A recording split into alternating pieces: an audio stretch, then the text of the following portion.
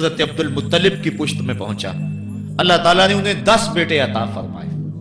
انہوں نے منت مانی تھی، اے اللہ اگر تو مجھے 10 بیٹے دے اور وہ جوان ہوں، تنو مند ہوں، تو میں ایک بیٹا تیرے راستے میں قربان کروں گا۔ جب حضرت عبداللہ جو کہ حضرت عبد المطلب کے چھوٹے فرزند تھے، ان کی عمر 18 سال ہوئی تو حضرت عبد المطلب کو اپنی منت یاد آئی۔ انہوں نے اپنے 10 بیٹوں کو بلایا، کہا بیٹا میں نے کعبہ کے رب سے یہ وعدہ کیا ہے کہ اللہ مجھے اگر 10 بیٹے دے گا تو میں ایک بیٹا اللہ کی راہ میں قربان کروں گا۔ اب تم بتاؤ تمہاری رائے کیا ہے؟ کہانی حرم کی پھر دوبارہ دہرائی جا رہی ہے۔ کہا رائے بتاؤ۔ 10 کے 10 بیٹوں نے گردن خم کر دی۔ کہا ایک بیٹے کو ذبح کرنا ہے۔ کہا جس کو چاہو۔ کہا نہیں میں قرعہ ڈالتا ہوں۔ جب قرعہ ڈالا تو حضرت عبداللہ کے نام قرعہ نکل آیا۔ فرشتے پھر دم بخود تھے، مالک تو نے اس کی پشت میں امانت رکھی ہے اور آج اس کو بھی ذبح کیا جائے گا۔ کائنات پر پھر کوہرام مچنے لگا۔ حضرت عبد المطلب آستینیں چڑھا رہے ہیں، ہاتھ کے اندر چھری ہے۔ یہ خبر پورے مکے میں پھیل گئی، سارے سردار دوڑے آئے۔ کہا عبد المطلب یہ رسم تو نہ ڈالو، اس کا ادا کرنا مشکل ہو جائے گا۔ کہا میں نے کعبے کے رب سے یہ منت مانی تھی اور اللہ نے وہ منت پوری کر دی۔ اب میں تو جب قرعہ نکالا تو میرے اس فرزند کے نام قرعہ نکل آیا، میں اس منت کو ہر صورت میں پورا کروں گا۔ لوگ اکٹھے ہو گئے، منت سماجت کر رہے ہیں، لیکن حضرت سیدنا عبد المطلب ہر صورت میں اپنی اس منت کو پورا کرنے کے لیے مصر ہیں۔ پھر کہا کہ حجاز کی حرافہ اس کے پاس چلتے ہیں اور جا کے اس کے سامنے یہ مسئلہ رکھتے ہیں۔ بعض نے لکھا کہ حجر کی کہنا کے پاس جاتے ہیں۔ با اختلاف روایات وہ حجاز کی حرافہ کے پاس پہنچے۔ جب اس کا پتہ کیا تو وہ خیبر میں تھی، تو اس کے پاس سارے سردار اکٹھے ہو کے گئے کہ اس طرح ہمارے سردار نے منت مانی تھی، تو اب وہ بیٹے کو ذبح کرنے کے لیے تیار ہے، تو تم بتاؤ کہ اس کے بارے میں ہمیں کیا کرنا چاہیے۔ اس نے کہا کل آنا، میرا تابعی آئے گا تو میں اسے پوچھوں گی، جو مجھے کہے گا میں تمہیں بتا دوں گی۔ اگلے دن یہ سردار پھر اس حرافہ کے پاس پہنچے۔ اس نے کہا کہ میرا تابعی آیا تھا، پہلے تم یہ بتاؤ کہ تمہارے ہاں کسی شخص کی دیت کتنی ہے، جو شخص مقتول ہو اس کی دیت قاتل کتنی دیتا ہے؟ انہوں نے کہا 10 اونٹ۔ کہا جاؤ پھر ایک طرف 10 اونٹ رکھو اور ایک طرف عبداللہ کا نام رکھو اور قرعہ ڈالو۔ اگر 10 اونٹوں کی طرف قرعہ نکل آیا تو 10 اونٹ ذبح کر دینا، اور اگر عبداللہ کی طرف نام نکل آیا پھر دوبارہ 10 اونٹ ادھر اور رکھنا، 20 رکھنا، اور اس طرح اونٹ 10 بڑھاتے جانا۔ جب قرعہ عبداللہ کے نام سے ہٹ کر اونٹوں کی طرف نکلا تو پھر اتنے اونٹ ذبح کر دینا۔ میرے تابعی نے یہی حل بتایا ہے۔ کہا ٹھیک، آئے اور آ کے ساری بات سنائی۔ 10 اونٹ ایک سمت رکھے گئے اور حضرت عبداللہ کا نام ایک سمت رکھا گیا۔ جب قرعہ نکالا تو حضرت عبداللہ کے نام نکلا۔ پھر 20 اونٹ رکھے گئے، پھر قرعہ نکالا تو حضرت عبداللہ کے نام نکلا۔ پھر 30 اونٹ رکھے گئے، قرعہ حضرت عبداللہ کے نام نکل رہا ہے۔ 40 اونٹ رکھے گئے، 50 رکھے گئے، 60، 70، یہاں تک کہ 100 اونٹ رکھے گئے۔ 100 اونٹ جب ادھر ہو گئے، اب قرعہ نکالا تو اونٹوں کے نام نکل آیا۔ سارے خوش ہو گئے کہ اب قرعہ اونٹوں کے نام نکل آیا، عبداللہ کی جان بچ گئی۔ لیکن حضرت عبد المطلب فرمانے لگے کہ میں ایسا نہیں کروں گا۔ کہا کیا کرو گے؟ کہا ایک مرتبہ نکلا ہے، 3 مرتبہ قرعہ ڈالو۔ اگر تینوں مرتبہ عبداللہ کے نام کی بجائے اونٹوں کے نام نکلا تو پھر میں سمجھوں گا کہ اللہ کی طرف سے یہی مرضی ہے، ورنہ میں اپنے بیٹے کی گردن پہ چھری رکھ دوں گا۔ اللہ اکبر! مکے کے اندر سردار بھی دعائیں مانگ رہے ہیں۔ اللہ اکبر! ام ایمن بھی دعا مانگ رہی ہے، مکے کے پربت دعائیں مانگ رہے ہیں، کائنات کا ذرہ ذرہ دعائیں مانگ رہے ہیں۔ قرعہ جب ڈالا گیا تو دوسری مرتبہ بھی قرعہ اونٹوں کے نام نکلا۔ اب تیسری مرتبہ جب قرعہ ڈالا گیا تو ہر ایک کا دل دھڑک رہا ہے۔ حضرت عبد المطلب تیار ہیں۔ کہا اگر تیسری مرتبہ بھی قرعہ اونٹوں کے نام نہ نکلا تو میں اپنے بیٹے کی گردن پہ چھری پھیروں گا، چونکہ میں نے کعبے کے رب سے منت مانی ہوئی ہے۔ جب تیسری مرتبہ قرعہ ڈالا گیا تو وہ بھی اونٹوں کے نام نکلا۔ 100 اونٹ ذبح کر دیے گئے۔ حضرت عبداللہ جو کہ حضور کی امانت کے امانت دار تھے، ان کی زندگی محفوظ ہوئی۔ حضور علیہ السلام فرمایا کرتے تھے انا ابن الذبیحین، لوگوں میں دو ذبیحوں کا بیٹا ہوں، ایک ذبیح اسماعیل علیہ السلام ہے اور ایک ذبیح میرے والد حضرت عبداللہ رضی اللہ تعالیٰ عنہ۔ جلدی سے حضرت عبداللہ کی شادی کی گئی۔ حضرت آمنہ سلام اللہ علیہا آپ سے نکاح ہوا، شادی کو ابھی چند ماہ ہی گزرے تھے کہ حضرت عبداللہ رضی اللہ تعالی عنہ شام کی طرف تجارت کی غرض سے گئے۔ واپس جب مدینہ طیبہ پہنچے تو ان کی طبیعت خراب ہو گئی، تو وہ چند لمحے چند دن وہاں رک گئے، قافلہ بھی رکا لیکن طبیعت سنبھل نہیں رہی تھی، قافلے والے انہیں وہاں چھوڑ آئے اور واپس آ گئے۔ کچھ دنوں کے بعد خبر پہنچی کہ حضرت عبداللہ رضی اللہ تعالیٰ عنہ کا مدینے میں انتقال ہو گیا ہے۔ حضور علیہ السلام شکم مادر میں، فرشتوں نے کہا مالک تیرے نبی تو شکم مادر میں یتیم ہو گیا، اے اللہ تیرا نبی تو شکم مادر میں یتیم ہو گیا۔ آواز آئی انا حافظہ و انا ناصرہ و انا کافلہ، تم کیوں پریشان ہوتے ہو، میں اس کی حفاظت بھی کروں گا، اس کی مدد بھی کروں گا، اس کی کفالت بھی کروں گا۔ حضرت آمنہ سلام اللہ علیہا کے دل میں یہ خیال تھا کہ میں اپنے شوہر نامدار جس کے چہرے کو ابھی میں نے جی بھر کے دیکھا بھی نہیں تھا اس کی قبر پہ جاؤں، لیکن جو امانت تھی اس امانت کے تقاضے ان کو اس سفر سے روکتے رہے، حتیٰ کہ حضور کی ولادت ہوئی۔ آقا کریم کی عمر جب 6 سال ہوئی تو اب ان کے دل میں یہ جذبے اور یہ احساس اجاگر ہوا اور یہ جذبہ بڑھ گیا کہ میں جاؤں اور اپنے شوہر نامدار کی قبر پہ حاضر ہوں۔ حضرت آمنہ سلام اللہ علیہا آپ اپنے نونہال فرزند کو لے کر ام ایمن جو کہ حضرت عبداللہ کی کنیز تھیں ان کو لے کر آپ پہنچے مدینہ المنورہ۔ کچھ عرصہ گزارا، اللہ کے محبوب علیہ السلام کو کسی یہودی نے دیکھا تو اس نے یہ خبر گرم کر دی کہ وہ جو موعود نبی ہے جس کا وعدہ ہماری سابقہ کتابوں میں ہے وہ یہی ہے۔ لوگ جوک در جوک دیکھنے آنے لگے تو حضرت آمنہ پریشان ہوئی اور جلدی سے وہ مکے کی طرف عازم سفر ہوئی۔ ابھی مکے سے 150 کلومیٹر کا فاصلہ باقی تھا کہ ابوا کے مقام پر حضرت آمنہ سلام اللہ علیہا کو سخت بخار ہو گیا اور حضرت آمنہ سمجھی کہ یہ میرا بخار جان لیوا ثابت ہوگا، تو انہوں نے ام ایمن کو بلایا، کہا لگتا ہے کہ یہ بخار میری موت کا باعث بنے گا، میں تمہیں وصیت کرتی ہوں کہ میرے بیٹے کو بحفاظت امیر قریش عبد المطلب تک پہنچا دینا۔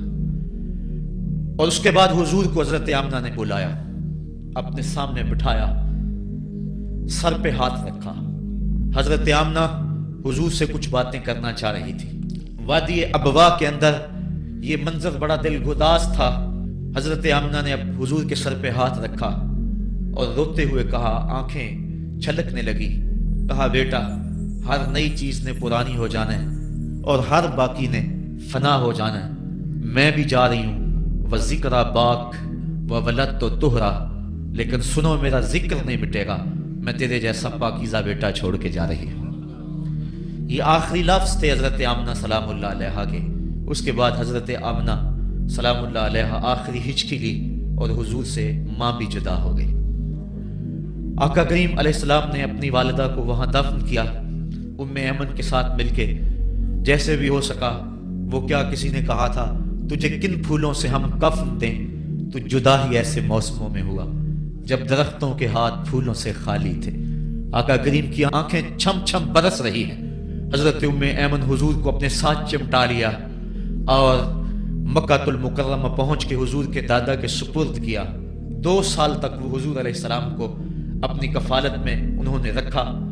کعبۃ اللہ کے سائے میں ان کی مسند بچتی تھی اور ان کے بیٹوں میں سے اور قوم کے کسی فرد کو یہ ہمت نہیں ہوتی تھی کہ اس مسند کے اوپر بیٹھے، دور ہٹ کے بیٹھتے تھے، لیکن حضور جب آتے تو اس مسند کے اوپر چڑھ کے بیٹھ جاتے۔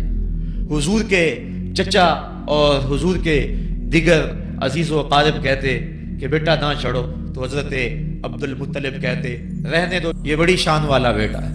ان سے محبت کرتے، ان کو اپنے ساتھ سلاتے۔ 8 سال کی حضور کی عمر ہوئی کہ امیر قریش کا بھی انتقال ہو گیا۔ ابن حشام نے لکھا ہے کہ جب امیر قریش کا انتقال ہوا تو سوگ میں مکے کے بازار بند ہو گئے، پورا شہر جنازے میں امٹ آیا، لیکن 8 سال کا بچہ تھا، بلک بلک کے رو رہا تھا۔ آج وہ سایہ بھی اٹھ گیا۔ پھر چچا کی کفالت میں گئے اور انہوں نے جس انداز سے کفالت کی اور محبتوں کا ثبوت دیا وہ الفتوں کی ایک لمبی داستان ہے۔ 40 سال کی عمر ہوئی تو اللہ تعالیٰ نے حضور علیہ السلام کو نبوت کی ذمہ داریوں کے اعلان اور لوگوں تک پیغام حق کے ابلاغ کا حکم دیا۔ آقا کریم علیہ السلام جب پیغام حق لے کر میدان میں آئے تو گلی کوچوں اور بازاروں کے اندر مخالفتیں، نکتہ چینیاں، ناموافق حالات کے جکڑ اور مخالفتوں کی آندیاں چلنے لگیں۔ ابھی آپ سن رہے تھے کہ حضرت بلال حبشی کے ساتھ کیا سلوک کیا جاتا رہا، کس انداز کے ساتھ ان کے سینے پہ پتھر رکھ دیا جاتا۔ حضرت خباب بن ارد کے ساتھ کون سا سلوک کیا جاتا رہا، کون کون سے دکھ تھے جو روانہ رکھے گئے۔ حضرت زنیرہ ان کے گلے کے اندر کوڑا ڈال کر کوڑے کی رسی کو تاؤ دیے گئے، یہاں تک کہ ان کی آنکھیں باہر آ گئیں اور آنکھوں کی روشنی جاتی رہی۔ ابو جہل بولا اب بلانا اپنے محمد کو جو تیری آنکھوں کی روشنی کو واپس کرے۔ زنیرہ نے ہاتھ پھیلا لیے اور کہا عرش کے رب، میں ان آنکھوں کا نور کیا میرے بدن کے ٹکڑے ٹکڑے ہو جاتے، کبھی بھی تیرے سے زندگی نہ مانگتی، لیکن اب تیرے نبی کی عزت کا سوال ہے، میری آنکھوں کی روشنی واپس کر دے۔ روایات میں آتا ہے کہ اللہ نے حضرت زنیرہ کی آنکھوں کی روشنی واپس کر دی۔ تکلیفیں آئیں، دکھ آئے۔ مکے کے چوک کے اندر حضرت سمیہ کو نیزہ مار کر ابو جہل نے شہید کیا۔ یہ اسلام کی پہلی شہیدہ تھی جن کا خون مکے کے ریگزار کے اندر گرا۔ حضرت یاسر کو شہید کیا گیا۔ یہ حضرت عمار ابن یاسر کے والد تھے اور سمیہ حضرت عمار ابن یاسر کی والدہ ماجدہ تھی۔ حضرت عمار ابن یاسر کو تختہ ستم پہ رکھا گیا اور انہیں کوڑوں سے ان کی تواضع کی گئی۔ آقا کریم آئے، عمار ابن یاسر دکھوں رضیتوں میں سے دو چار تھے۔ آقا کریم نے سر پہ ہاتھ رکھا اور کہا صبرن آل یاسر، صبرن آل یاسر ان موعدکم الجنہ۔ کہا آل یاسر صبر کرو، آل یاسر صبر کرو، میں تمہیں جنت کا وعدہ دیتا ہوں۔ تکلیفیں آئیں، دکھ سہے۔ اس راستے کے اندر مکے کی گلیوں میں حضور کے ساتھ جو سلوک ہوا کون بھول سکتا ہے۔ کبھی کانٹے بچھ رہے ہیں، کبھی حضور کی راہوں میں گڑھے کھودے جا رہے ہیں، کبھی اوجریاں ڈالی جا رہی ہیں بدن اطہر کے اوپر۔ ابو لہب اپنے گھر کا کوڑا اٹھا کر حضور کی دہلیز پہ ڈال جاتا ہے۔ عقبہ بن ابی معیط حضور کے گلے کے اندر کپڑا ڈال کے اس کو تاؤ دیتا ہے۔ حضور فرماتے ہیں جتنے دکھ اس نے مجھے دیے کسی نے نہیں دیے۔ اذیتوں کی داستانیں رقم ہو رہی ہیں۔ آقا کریم علیہ السلام کے شفیق چچا بھی انتقال کر جاتے ہیں۔ جب گھر آتے تو اپنی زوجہ حضرت خدیجہ الکبریٰ سے دکھڑے کہتے، وہ بھی انتقال کر جاتی ہیں۔ اس سال کا نام عام الحزن رکھا جاتا ہے، دکھوں کا سال، مصیبتوں کا سال۔ آقا کریم بہت دل برداشتہ ہوئے قوم سے، پھر سوچا چل طائف چلتا ہوں اور طائف والوں کو پیغام حق دیتا ہوں، شاید میری آواز پر وہ لبیک کہتے ہیں۔ 1 مہینے کا سفر کر کے حضرت زید بن حارثہ کو ساتھ لے کر طائف پہنچے۔ ان کے 3 سردار تھے، عبد یالیل بن عمر، حبیب بن عمر اور مسعود بن عمر۔ ان کے پاس جا کر پیغام حق دیا، کہا تمہاری بھلائی کا سندیشہ لے کر بڑی دور سے چلا ہوں، میری دعوت کو قبول کر لو، دنیا میں بھی کامیابی، آخرت میں بھی کامرانی تمہارا مقدر ہوگی۔ یہ دعوت پیش کی۔ انہوں نے کہا کہ ہم تمہاری دعوت کو مسترد کرتے ہیں۔ ایک بولا کہ اور کوئی زمانے میں بندہ نہیں تھا جس کو نبوت ملتی، تجھے ملنی تھی۔ کسی نے کچھ کہا، تانے دیے، دل دکھایا حضور کا۔ آقا کریم نے فرمایا اس فعلتم ما فعلتم فاکتموا علیہ، تم نے جو مجھ سے کہا سو کہا، تم نے جو میرے ساتھ سلوک کیا وہ تمہاری مرضی، اتنا میرے سے وعدہ کرو کہ یہ بات کہ میں تمہارے پاس آیا ہوں دعوت دین دینے کے لیے، تمہیں پیغام حق دینے کے لیے، اس کو پوشیدہ رکھو گے، مخفی رکھو گے، تاکہ مکے والے میرے دشمن ہیں، اور جب انہیں پتا چلا کہ طائف گئے ہیں تو وہ طائف والوں نے بھی دعوت قبول نہیں کی تو وہ تمسخر کریں گے، مجھے نشانہ تدہیق بنائیں گے، لہذا جو کہا سو کہا، اپنے اندر اس بات کو راز رکھو۔ انہوں نے کہا کہ ہم کیوں راز رکھتے پھریں؟ انہوں نے افشا کیا، بلکہ اوباشوں کے ہاتھوں میں پتھر دیے۔ حضرت ام المومنین سیدہ عائشہ صدیقہ رضی اللہ تعالی عنہ، محبوب کائنات، کہتی ہیں کہ ایک دن میں نے حضور سے پوچھا کہ آقا احد کے دن سے سخت دن بھی کبھی زندگی میں آپ پر آیا ہے؟ فرمایا ہاں عائشہ، جب طائف کے بازاروں میں تیری قوم نے مجھے پتھر مارے تھے تو یہ دن احد کے دن سے بھی سخت تھا۔ حضور فرماتے ہیں جب میں طائف سے باہر نکلا تو ان کے گھنڈے دو رویا کتاروں میں کھڑے تھے، ہاتھوں میں پتھر، اور میں درمیان سے گزرنے لگا تو وہ میرے پاؤں پہ پتھر مارتے، میں پاؤں اٹھا لیتا تو دوسرے پاؤں پہ پتھر مارتے، پھر میں شدت درد اور احساس کرب سے بیٹھ جاتا تو ان کے دو گھنڈے آگے بڑھتے، مجھے کندھوں سے پکڑ کے اٹھاتے اور پھر مجھے پتھر مارتے۔ فرمایا اے عائشہ، یہ دن احد کے دن سے بھی سخت تھا جب تیری قوم نے طائف کے بازاروں میں مجھے پتھر مارے۔ آقا کریم علیہ السلام احد کے اندر جب حضور کے چچا شہید ہوئے، وہ دن بھی تاریخ اسلام کا دردناک دن ہے۔ آقا کے سر پہ پٹی بندھی ہوئی تھی، آنکھوں میں آنسو تھے اور بار بار پوچھتے تھے ما فعل امی، میرے چچا کی بات سناؤ۔ جب بتایا گیا حضور حضرت حمزہ شہید ہو گئے تو آقا کریم ان کی لاش پہ گئے، دیکھا کہ ان کا پیٹ چاک ہے، ان کی ناک کاٹ دی گئی ہے، ان کی زبان کاٹ دی گئی ہے، ان کا دل نکال لیا گیا ہے، ان کی آنکھوں میں نیزے چبھوئے گئے ہیں اور ان کے کان کاٹ لیے گئے ہیں۔ آقا کریم کی آنکھوں میں اشک تھے اور آقا کریم ما فعل امی، میرے چچا کا کیا ہوا؟ آقا کریم اپنی زبان پہ یہ لفظ لا رہے تھے، اور پھر جب حضرت صفی آئیں اور ان کے پاس دو کفن کے ٹکڑے تھے، دو کفن کے کپڑے تھے، جب حضرت امیر حمزہ کو کفن دیا جانے لگا، کہا 7 انصاری کی لاش پڑی ہوئی ہے، کہا انہیں بھی کفن دو، میرا حمزہ 2 کپڑوں میں اور اسے 1 کپڑا بھی نصیب نہ ہو، محمد عدل کرنے آیا ہے، انصاف کرنے آیا ہے۔ اب جب کپڑے پھیلائے گئے تو 1 کپڑا لمبا تھا، 1 کپڑا چھوٹا تھا۔ عرض کی حضور یہ جو بڑا کپڑا ہے یہ امیر حمزہ رضی اللہ تعالیٰ عنہ کو دے دیں اور چھوٹا انصاری کو دے دیں۔ کہا نہیں، میں انصاف کرنے آیا ہوں، قرعہ ڈال لو کس کے حصے میں کون سا کپڑا آتا ہے۔ اور جب قرعہ ڈالا گیا تو چھوٹا کپڑا حضرت امیر حمزہ کے حصے میں آیا اور بڑے کپڑے میں اس انصاری صحابی کو کفن دیا گیا۔ اب وہ کپڑا جب حضرت امیر حمزہ کا سر ڈھانپتے تھے تو پاؤں ننگے ہو جاتے، پاؤں ڈھانپتے تو سر ننگا ہو جاتا۔ آقا کریم فرمایا کپڑا سر کی طرف کر دو اور ازخر گھاس لے کر پاؤں کی طرف ڈال دو۔ اللہ کے محبوب علیہ السلام اس دن اتنے غم زدہ تھے کہ جب دوبارہ مدینے پہنچے تو حضور کو پکڑ کر خچر سے سواری سے اٹھا کر حضور کو جو ہے وہ نیچے رکھا گیا۔ سخت تکلیف میں تھے، دکھوں کی زندگی، طائف کے بازار، پھر مدینے کے اندر جب وہ ماحول آیا، خوبصورتیاں آ گئیں، روشنی آ گئیں، آسمان سے ہر دم نور اترنے لگا۔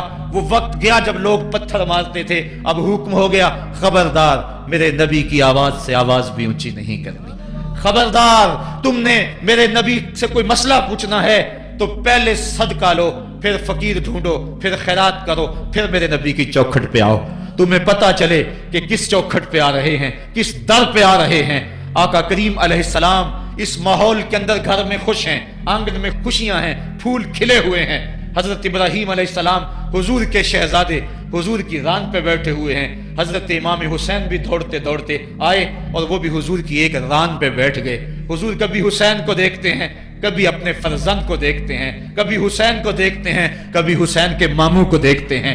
حضرت ابراہیم اور حضرت امام حسین رضی اللہ تعالیٰ عنہ دونوں کو دیکھ کر اللہ کے محبوب خوش ہو رہے ہیں۔ فرشتہ نے اذن مانگا، آقا کریم نے اذن دیا، اس نے عرض کی حضور ان 2 میں سے ایک کا اختیار ہے، ایک کو ایک کے بدلے میں قربانی دینا ہوگی۔ اب قربانیوں کی وہ حرم سے جو داستان چلی تھی وہ تسلسل ٹوٹنے نہیں پا رہا ہے، وہ تسلسل جاری ہے۔ حضور نے ایک نظر حضرت ابراہیم کو دیکھا اور پھر ایک نظر حضور نے حضرت امام حسین کو دیکھا، پھر حسین کو پکڑ کے سینے سے لگایا اور کہا میں اپنے اس بیٹے پہ اپنے اس بیٹے کو قربان کر رہا ہوں۔ چند دن کے بعد حضرت ابراہیم کا انتقال ہوا۔ حضور کو جب خبر پہنچی، آقا کریم کی آنکھیں آنسو برسا رہی تھی، وَأَنَا رسول اللہ تدمعان، حضور کی آنکھوں میں آنسو جاری تھے اور حضور اپنے بیٹے کے سرہانے بیٹھے، پیشانی پہ ہاتھ رکھا، کہا بیٹا آنکھیں رو رہی ہیں، دل غم زدہ ہے، لیکن زبان سے وہی کہوں گا جس سے رب راضی ہوگا۔ لیس منا من ضرب الخدود وشق الجیوب ودعا بدعوی الجاہلیہ، جو گریبان نوچتا ہے، منہ پہ تھپڑ مارتا ہے، سینہ کو بھی کرتا ہے، کہا ہمارے ساتھ اس کا کوئی تعلق نہیں ہے۔ آنکھوں کا غم اور دل کا غم رحمان کی طرف سے ہے، ہاتھوں کا غم اور زبان کا واویلا یہ شیطان کی طرف سے ہے۔ کہا بیٹا آنکھیں رو رہی ہیں، دل غم زدہ ہے، لیکن زبان سے وہی کہوں گا جس سے رب راضی ہوگا۔ اب امام حسین حضور کی گود میں کھیلتے ہیں، کبھی حضور اپنی زبان ان کے منہ میں دے رہے ہیں، کبھی حضور اس کو اپنے کندھوں پہ سوار کرا رہے ہیں۔ کسی صحابی نے کہا کتنی اچھی سواری ملی، کہا سواری دیکھ رہے ہو، سوار بھی تو دیکھو۔ کبھی سجدے میں ہیں تو حسین پشت پہ آ کے سوار ہو جاتے ہیں، آقا سجدے کو طول دے رہے ہیں۔ حضرت اسامہ بن زید رضی اللہ تعالیٰ عنہ فرماتے ہیں رات کافی بیت چکی تھی، میں حضور کے در پہ گیا۔ صحابہ حضور کے در پہ چوکھٹ پہ دستک نہیں دیا کرتے تھے، حضور کی چوکھٹ پہ لگ کے بیٹھ جاتے، آقا کریم اپنی مرضی سے آتے، صحابہ دکھڑا کہہ لیتے، کہانی کہہ لیتے، جو پوچھنا تھا پوچھ لیتے۔ لیکن اگر کبھی حالت ناگزیر ہوتی، کبھی ایمرجنسی حالات بنتے، تو صحابہ اپنی انگلیوں کے پوروں کے ساتھ حضور کے دروازے پہ دستک دیتے۔ کانت تکرہ ابواب النبی بالاظافر۔ اللہ اکبر۔ حضور تشریف لائے، حضور سے حاجت کہی۔ یہ 14ویں صدی کی مصیبت ہے کہ نبی سے مانگنا نہیں چاہیے۔ اگر نبی سے نہیں مانگنا تو کس سے مانگے؟ اور کون سی چوکھٹ ہے جس در پہ جھولی پھیلائیں؟ کون سا دوارہ ہے جہاں کشکول پھیلا کے کہیں کہ ہماری جھولی بھر دی جائے؟ اور جتنے بھی سہارے ہیں سبک کرتے ہیں، عزت نفس بڑھاتا ہے سہارا تیرا، ہر آسرا ذلیل کرتا ہے، نبی کا آسرا بندے کو سر بلند کرتا ہے۔ حضرت اسامہ بن زید کہتے میری حاجت پوری ہو گئی، لیکن میں نے کیا ماجرا دیکھا۔ جب حضور گفتگو کر رہے ہیں، دوران گفتگو اللہ کے محبوب کمبل اوڑھ کے یوں ہی آگے تھے، حضور کے دائیں بائیں سے حرکت کا احساس ہوتا ہے جس طرح اندر کوئی چیز ہے۔ میری حاجت پوری ہوئی تو مجھ سے نہ رہا گیا، میں نے پوچھ لیا، میں نے کہا بندہ نواز یہ کیا ماجرا؟ آپ کمبل اوڑھا ہوا ہے اور اندر سے کسی کی حرکت کا احساس ہے۔ فکشفہ، حضور نے کمبل کو کھول دیا۔ فیض الحسن والحسین علی وارکیہ، تو ایک پہلو سے امام حسن لپٹے ہوئے تھے، ایک سے امام حسین لپٹے ہوئے تھے۔ کہا یہ میرے بیٹے ہیں، یہ میری بیٹی کے بیٹے ہیں، اے اللہ میں ان سے پیار کرتا ہوں، تو بھی ان سے پیار کر، اور جو ان سے پیار کرے میرے مالک تو اس سے بھی پیار کر۔ اور ایک دن فرمایا حسین منی وانا من الحسین، لوگو حسین مجھ سے ہے اور میں حسین سے ہوں۔ لمحے بیتتے گئے، پھر وہ جان گداز لمحے بھی آئے جب صحابہ کی چیخیں نکل رہی تھی، جب مسجد نبوی اجڑ رہی تھی، جب حجرہ عائشہ کے اندر اللہ کے محبوب اپنے رب کے ہاں جانے کی تیاریاں کر رہے تھے، جب سیدہ فاطمہ کے لبوں پہ یہ لفظ تھے سبت علیہ مصائب لو سبت علی الارض سرنا لیالیا، میرے اوپر اتنی مصیبتیں پڑی، اگر یہ دنوں پہ پڑتی تو وہ بھی کالی راتیں بن جاتے۔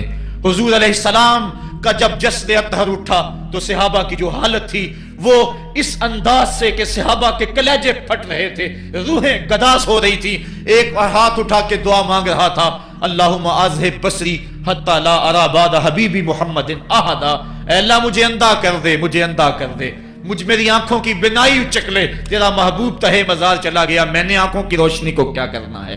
وہ دن بھی آئے، حضرت سیدنا صدیق اکبر کا کلیجہ بھی پگھل رہا ہے، وہ بھی غم رسول میں رو رہے ہیں، صحابہ تڑپ رہے ہیں۔ وہ اونٹنی غصبان نامی اونٹنی جس پہ حضور سواری کرتے تھے، وہ حضرت فاطمہ کے دروازے کے اوپر سر رکھ کے رو رو کے مر گئی۔ جب محبوب نہیں رہے تو ہم نے جی کے کیا لینا ہے؟ کائنات اجڑ گئی، جہان میں جو ہے وہ ہر سمت اندھیرا ہی اندھیرا چھا گیا، لیکن روشنی کے ٹمٹماتے ہوئے چراغ آج بھی روشن ہیں، جن کو دیکھ کر مصطفیٰ یاد آتے ہیں۔ لوگ ان شہزادوں کو دیکھ لیتے ہیں اور حضور کی یاد کو تازہ کر لیتے ہیں۔ وقت گزرتا گیا، پھر وہ لمحے بھی آئے کہ جب حضرت امام حسن کو زہر دیا گیا اور آپ کا کلیجہ کٹ کٹ کے کئی سو حصوں میں باہر آیا۔ آپ سے آخری لمحے حضرت امام حسین نے پوچھا کہ میرے بھائی کوئی وصیت؟ کہا بیٹا کوفے والوں سے بچ کے رہنا، ان کے دغے سے بچ کے رہنا۔ لمحے بیت گئے، 60 ہجری کو یزید تخت نشین ہوا، تخت نشین ہو گیا تھا، لیکن اس نے یہ چاہا کہ حضرت امام حسین رضی اللہ تعالی عنہ میرے لیے بیعت کر لیں، اور اس نے مدینے کے گورنر ولید بن عقبہ کو خط لکھا، اور خط کا مضمون یہ تھا کہ امام حسین کو بلاؤ اور میرے لیے بیعت لو، اور اگر وہ بیعت نہیں دیتے تو اس خط کے جواب کے ساتھ ان کا سر بھیج دو۔ ولید بن عتبہ محب اہل بیت تھا، اس نے رات کی کافی تاریکی کے اندر حضرت امام حسین رضی اللہ تعالیٰ عنہ کو پیغام بھیجا۔ حضرت امام حسین نے حضرت عبداللہ ابن زبیر سے مشورہ کیا، انہوں نے کہا اس وقت گورنر کا بلانا خیر نہیں، صبح جائیں گے۔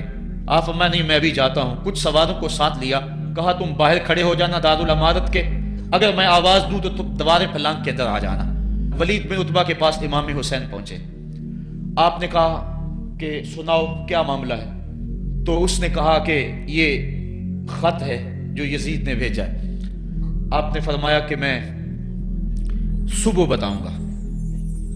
ولید بن عتبہ نے کہا ٹھیک ہے، امام حسین پلٹنے لگے تو مروان بن حکم جو پاس بیٹھا ہوا تھا گورنر کے، کہنے لگا یہ چلے گئے تو دوبارہ ہاتھ نہیں آئیں گے، اب موقع ہے، اب ان کو پکڑ لو اور ان سے زبردستی بیعت لے لو۔ یہ بات حضرت امام حسین کے کانوں میں پڑی، آپ پلٹے، نیام سے تلوار نکالی، حیدری کے چھار سے محمدی شیر نکل آیا، اور حضرت امام حسین رضی اللہ تعالیٰ عنہ نے اس وقت جو جملے کہے، تاریخ کے اوراق کے اندر وہ جملے محفوظ ہیں۔ حضرت امام حسین نے کہا ایھا الامیر، اے امیر تو جانتا نہیں ہم کون ہیں؟ انا مادن الرسالہ و محبت الوحی و مختلف الملائکہ، میں وہ ہوں جس کے گھر میں جبریل آتا تھا، ہمارے گھر میں وحی اترتی رہی ہے۔ و یزید بن المعاویہ رجل فاسق فاجر قاتل النفس مولن بالفسق شارب الخمر ومثلنا لا یبایع، کہا اور یزید شرابی ہے، یزید مسلمانوں کا قاتل ہے، یزید فاسق مولن ہے، اے امیر میرے جیسا شخص چھپ کر بیعت نہیں کر سکتا۔ اللہ اکبر۔ حضرت امام حسین نے جب یہ بات کہی، جو باہر لوگ کھڑے تھے وہ بھی چاقو چوبند ہو گئے۔ اس نے کہا حضور آپ جائیے۔ مروان مشورے دیتا رہا، لیکن حضرت امام حسین کو گورنر مدینہ نے کہا کہ آپ جائیے۔ حضرت امام حسین رضی اللہ تعالیٰ عنہ واپس پلٹے۔ حضرت امام حسین کی ہمشیرہ سیدہ زینب انتظار کر رہی تھی بھائی کا۔ پوچھا کیا ماجرا ہے؟ کہا حالات بگڑ گئے، اب ہمارا مدینے میں رہنا محال ہے، صبح سحری سے قبل شہر مدینہ چھوڑ دیں، اللہ اکبر، ورنہ ہمارے خون سے نبی کا حرم لالا زار بنے گا۔ حضرت امام حمام رضی اللہ تعالیٰ عنہ نے اہل بیت کی مشاورت سے یہ فیصلہ کر لیا۔ کجاوے کسے جانے لگے، سامان تیار ہو گیا۔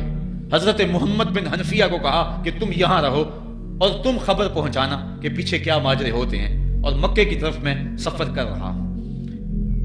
کہانی لمبی ہو رہی ہے اور وقت کے دامن میں اتنی گنجائش نہیں ہے کہ پھر کس طرح شہر مدینہ چھوڑا ہوگا۔ حاجی جاتے ہیں 8 دن اور 8 دن کے بعد مدینہ چھوڑتے ہیں۔ ان سے کوئی پوچھو کہ مدینہ چھوڑنا کتنا مشکل ہے، وہ کیا کسی حاجی کو لوگ مبارک دے رہے تھے؟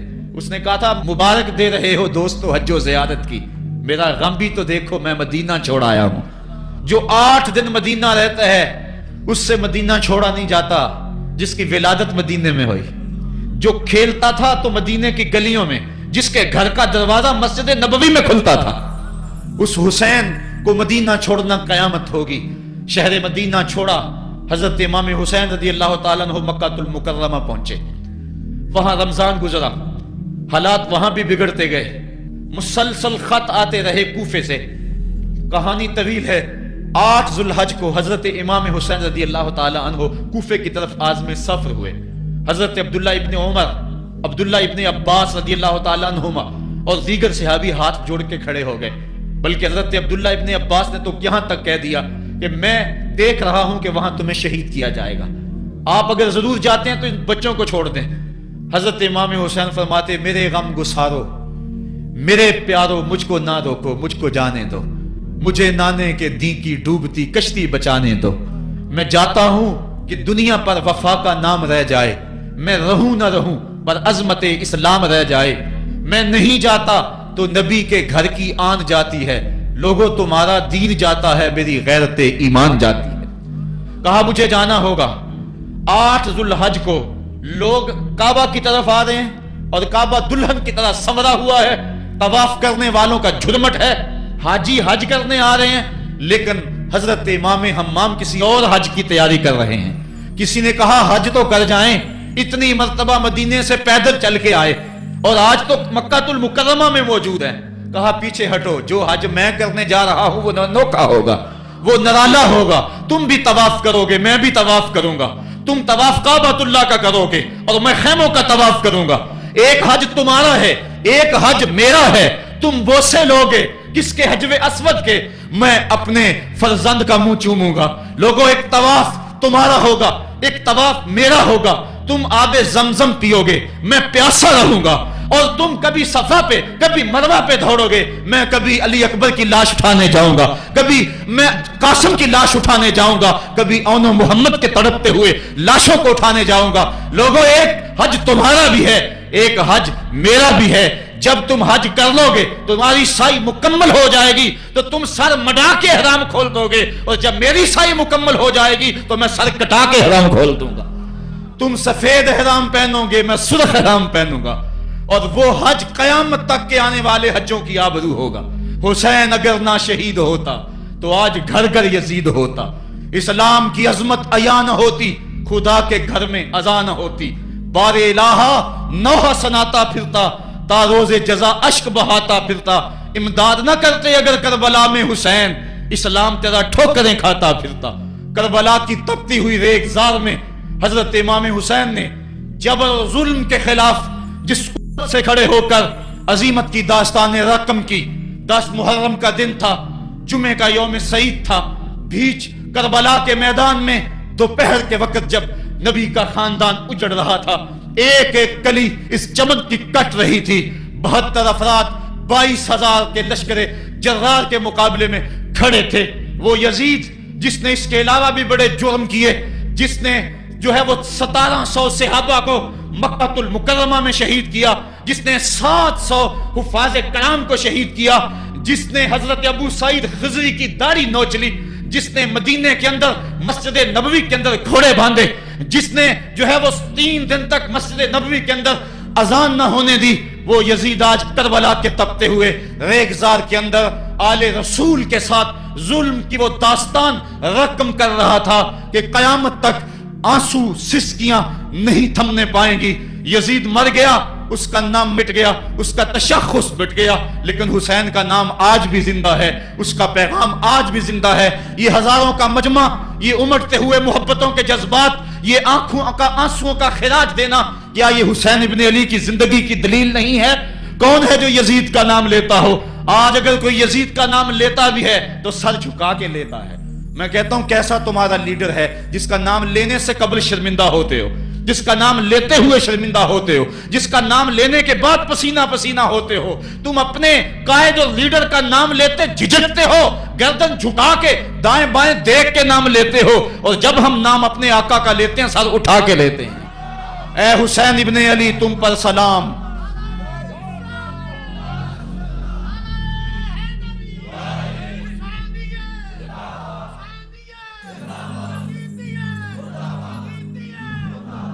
صاحبو، کربلا کا تپتا ہوا منظر ہے، اتنے دکھ آ گئے۔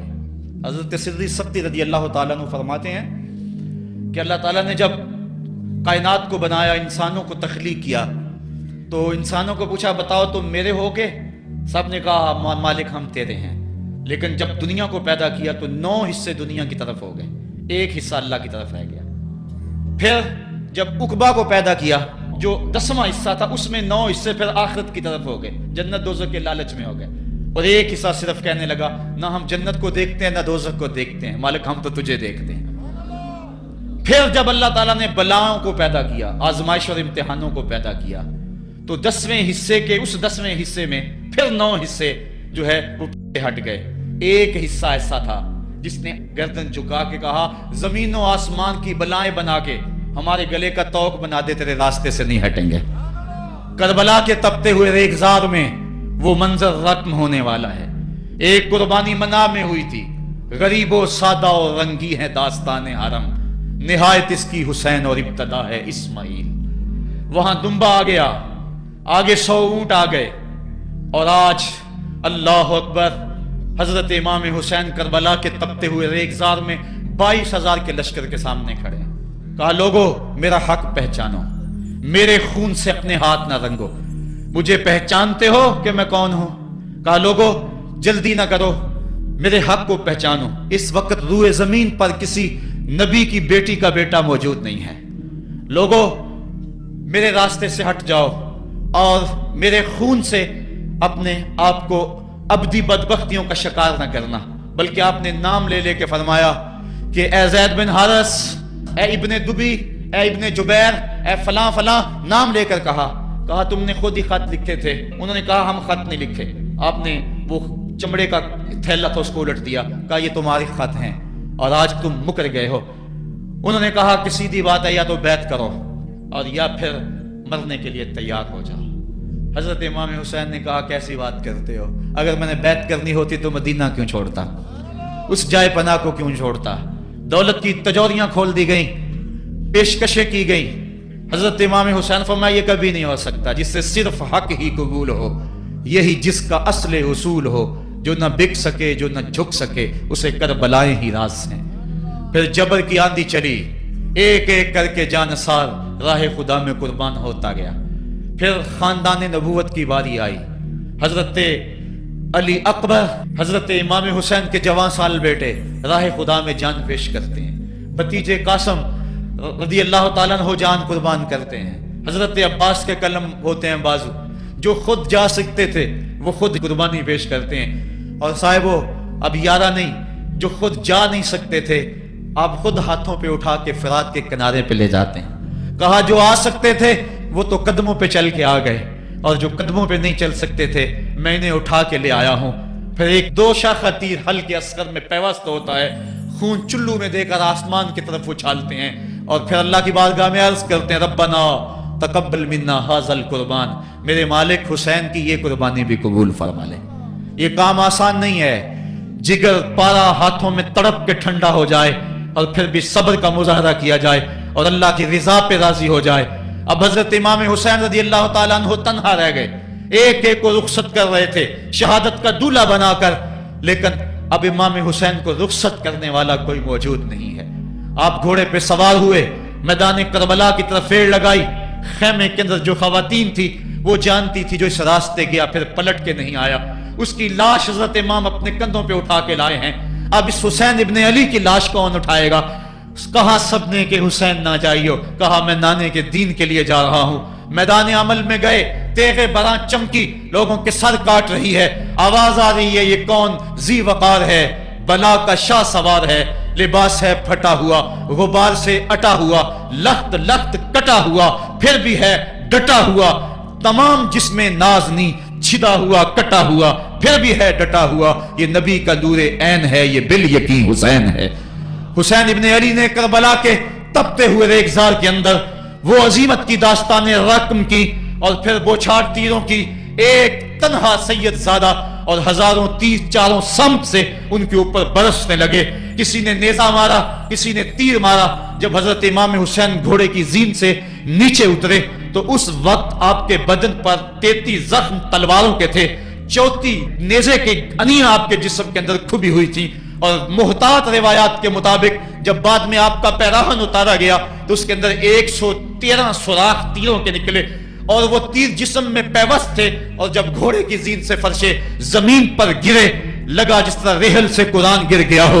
حضرت امام حسین رضی اللہ تعالی عنہ جب گھوڑے کی زین سے فرشے زمین پر گرے تو وہ جو تیر جسم میں کھبے تھے وہ اور پیوست ہو گئے، خون مشکبو ریت کے ذروں پہ بہنے لگا، گویا اسلام کا دل دھرتی کے اوپر ہے، کائنات راشے میں آ گئی، کربلا کی دھرتی کا کلیجہ کانپ رہا ہے۔ حضرت ام سلمہ کو حضور نے کربلا کی مٹی دی، کہا جب یہ خون بن جائے تو سمجھ لینا کہ میرا حسین شہید کر دیا گیا ہے۔ وہ مدینے کے اندر خواب دیکھتی ہیں کہ آقا کریم علیہ السلام داڑھی مبارک کے اندر گرد مبارک پڑی ہوئی ہے اور بال الجھے ہوئے ہیں، گھبرا کے اٹھ کھڑی ہوئی کہ کیا ماجرا ہے، اور جلدی سے اس شیشی کو دیکھا تو وہ شیشی کا جو مٹی رکھی ہوئی تھی وہ خون بن گیا تھا، اور آپ نے کہا اہل مدینہ سن لو، حضرت امام شہید کر دیے گئے ہیں۔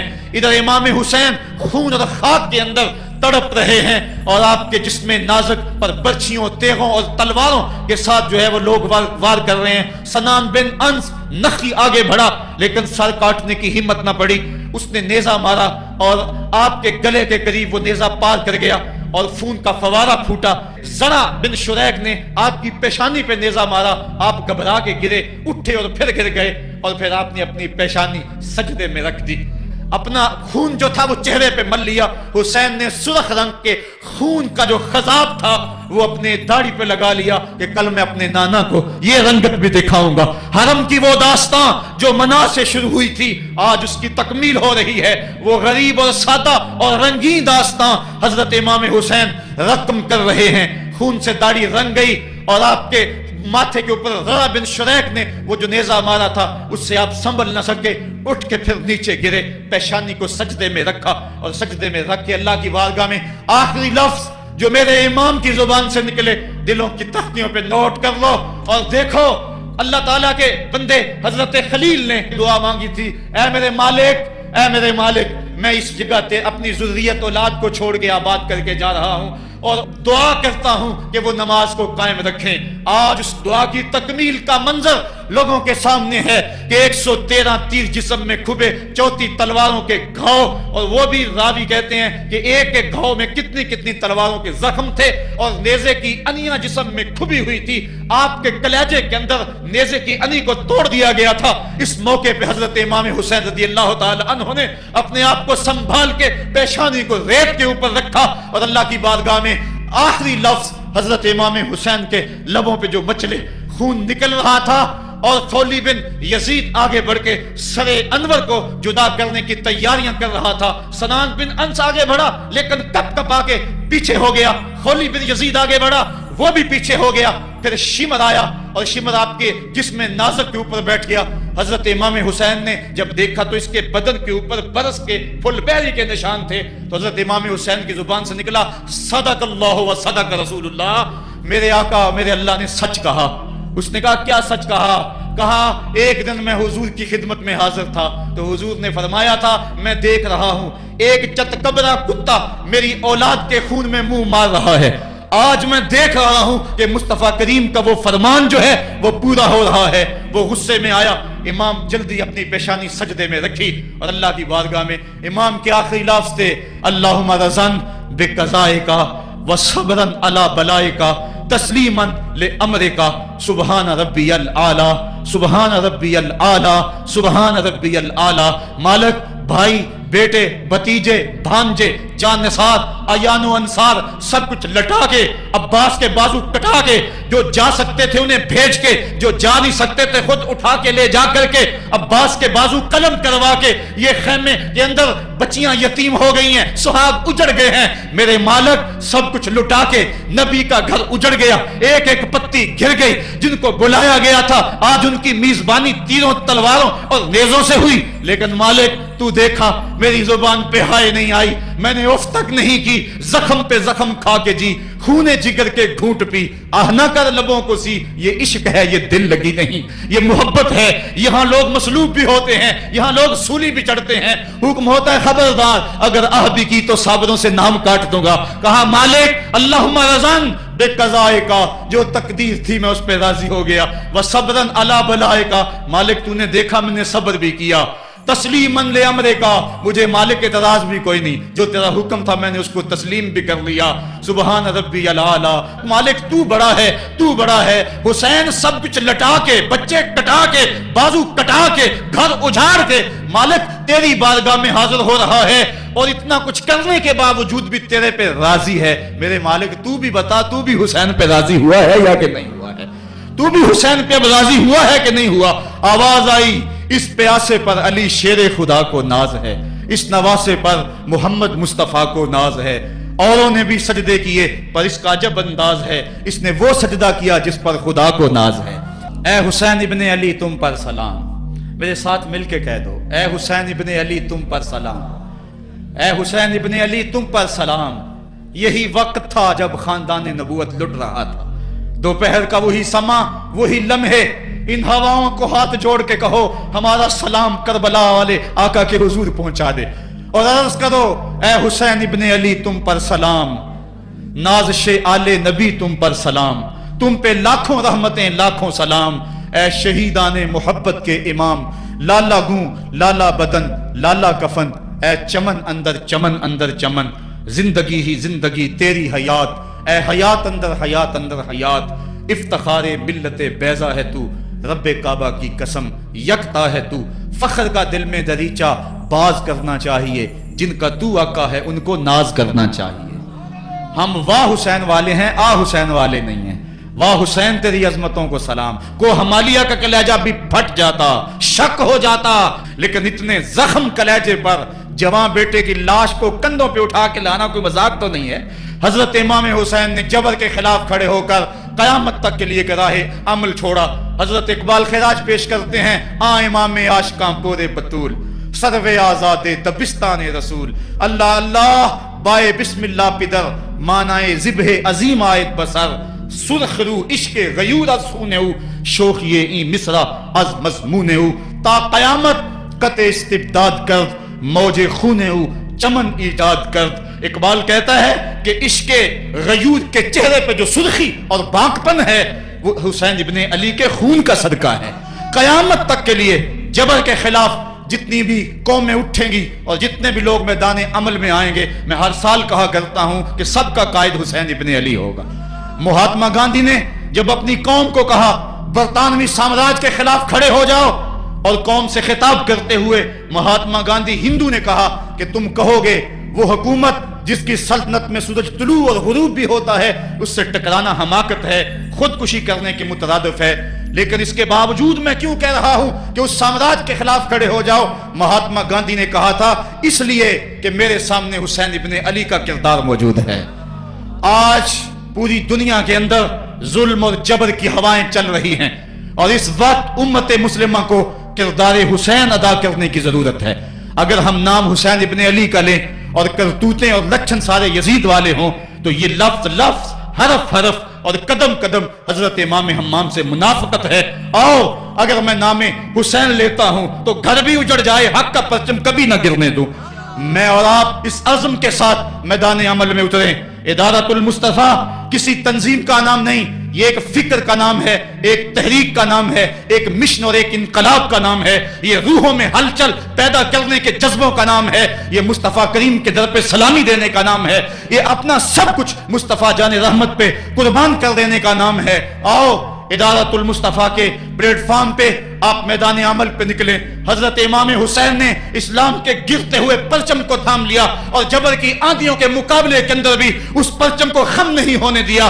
آج میں اور آپ ان کا مشن، ان کی فکر لے کر میدان عمل میں نکل آئیں، قرآن کا پھریرا بنا کر، قرآن کا پرچم ہی سینوں میں تھام کر، اہل بیت کی محبت اپنے سینوں میں لے کر میدان عمل میں نکلیں اور قرآن کی دعوت گھر گھر دیں۔ اور اب رکنا نہیں، اب تھمنا نہیں، فردوس میں جا کے دم لینا، آفاق کے ہر ہر گوشے میں قرآن سنا کے دم لینا۔ اب یہ اٹھنے والے قدم آگے بڑھتے رہیں۔ یہ درس قرآن کا جو قافلہ ملک کے طول و عرض کے اندر روا دوا ہے، اس میں ایک جوش پیدا ہو جائے اور اس کے اندر ایک انقلاب پیدا ہو جائے۔ کوئی گھر ایسا نہ رہے، کوئی بستی ایسی نہ رہے، کوئی کان ایسا نہ رہے جس کان تک قرآن کا نغمہ نہ پہنچنے پائے۔ ادارت المصطفیٰ کے جوان سال مبلغ گلی گلی کوچے کوچے پھیل جائیں، اور جو داعی ہیں، دعوت دینے والے ہیں، اگر وہ خود پیغام پہنچا سکتے ہیں تو اسد بلال عند اللہ اشہد، بلال کی اسد بھی اللہ کو قبول ہے۔ وہ ٹوٹے پھوٹے لفظ لے کر میدان عمل میں نکل آئیں، ورنہ وہ سیڈیز لے لیں، وہ اور کتب لے لیں، وہ دین کا نعرہ لے لیں، وہ پیغام حق لے لیں، اور گلی گلی کوچا کوچا اسوہ شبیری اور نام حسین کی دہائی دیتے چلے جائیں۔